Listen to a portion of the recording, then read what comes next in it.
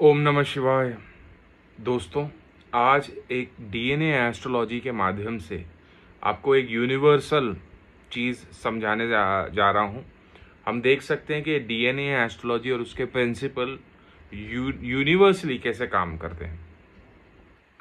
दोस्तों, कुंडली में जो प्रथम भाव होता है वह स्वयं का होता है और उसके ठीक अपोजिट 180 डिग्री अपोजिट जो भाव होता है, सप्तम भाव होता है, वह जीवन साथी को दर्शाता है। यही प्रिंसिपल हम नक्षत्र पे भी लागू कर सकते हैं। जो फर्स्ट हाउस है कुंडली का, उसका जो नक्षत्र पॉइंट है वो हमें स्वयं को दर्शाता है। वैसे ही सप्तम भाव का जो नक्षत्र पॉइंट है वो जीवन साथी को दर्शाता है। अब हम कुछ नक्षत्र कॉम्बिनेशन की बात करने वाले हैं। अगर हम बात करें अश्विनी नक्षत्र की, Ashwini according to DNA astrology Ashwini नक्षत्र है सूर्य कार्मिक रजिस्ट्री, सन कर्मा।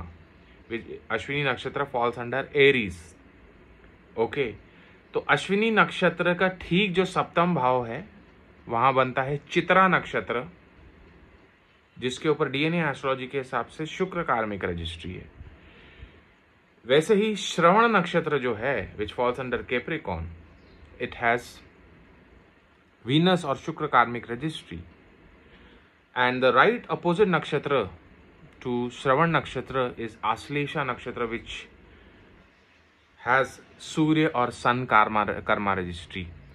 तो मैं आपसे क्या कहना चाह रहा हूं कि शुक्र कर्मा के जो नक्षत्र है उसके सामने सूर्य कर्मा का नक्षत्र है।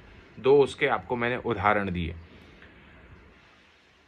और हम ज्योग्राफिकली भी देख सकते हैं शुक्र और सूर्य बड़े ही क्लोज कंजंक्शन में रहते हैं। यहाँ एक ही भाव में रहते हैं। यहाँ एक भाव में सूर्य रहेगा तो दूसरे भाव में शुक्र रहेगा। There is a strong interrelation, correlation. अब इस फैक्ट को आपको ध्यान में रखना है कि जहां भी सूर्य कार्मिक रजिस्ट्री नक्षत्र है उसके ठीक अपोजिट 180 डिग्री अपोजिट में शुक्र कार्मिक रजिस्ट्री नक्षत्र है, जो हमारे जीवन साथी को दर्शाता है। सूर्य कर्मा जो है वह प्रोफेशंस में दिखाता है medical related profession. Medical related profession, somebody is a doctor, somebody is into medical facility, health facility, and politics, ruling.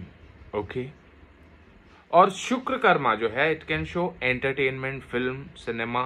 Okay, anything to do with entertainment is has to do with शुक्र कर्मा।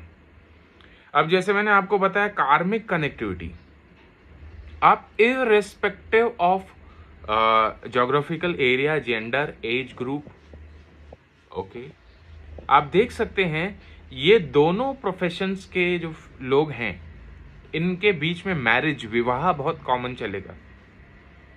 अनेकों उदाहरण आप ले सकते हैं। हाल ही में Raghav Chadha, who is a politician, got married to Parineeti Chopra, who is a film actress. Okay, you can there is an number of example. Anupam Kher is an actor married to Kiran Kher, who's also an actor as well as the member of parliament, a politician. Amitabh Bachchan is an actor. Jaya Bachchan is a member of parliament. You can see Madhuri Dixit, who's an actor, who was an actor, former actor. Marriage to Dr. Nene, who's a medical practitioner, medical doctor. Okay, Sachin Tendulkar, who is a cricketer, but he has a lot to do with Venus related Karaktatva. He's done a lot of ad films, short movies and all. So Sachin Tendulkar will also come under Venus karmic registry. He's married to Anjali Tendulkar, who's a doctor. Okay, you can take n number of examples. You will find a very strong correlation between entertainment actors getting married to people who are into either politics or medical related professions.